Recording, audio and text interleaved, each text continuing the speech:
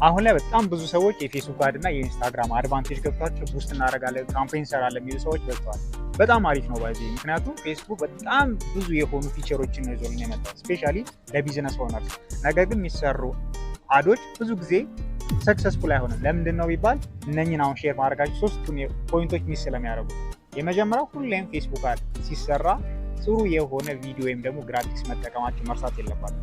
ጥሩ ነገር ነው። ጥሩ ኢሜጅ ወይም ደግሞ ጥሩ ግራፊክስ ሲሆን ነው ፌስቡክ ፑሽ የሚያደርገው። ሁለተኛው ኦዲየንሱን በትክክል ሴግመንት ማድረጋችሁ መርሳት የለባቸው።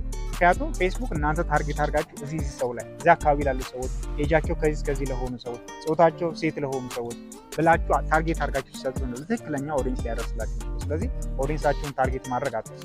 ሶስተኛው ደግሞ አዱን ከሰራችሁ በኋላ ፌስቡክ ዲፕ የሆነ ሪፖርት ይሰጣችኋል። ያን ሪፖርት እያያችሁ ማስተካከል ያለባቸው ነገሮች ካሉ ማስተካከላችሁን አትርሱ። እነኚህ ሶስቱ ነገሮች ከተጠቀማችሁ በትክክል ለቢዝነሳችሁም ሊሆን ይችላል ለምትሰሩላቸውን ክላይንቶች ሰክሰስፉል የሆነ አድ መስራት ትችላላችሁ። ቴንክ ዩ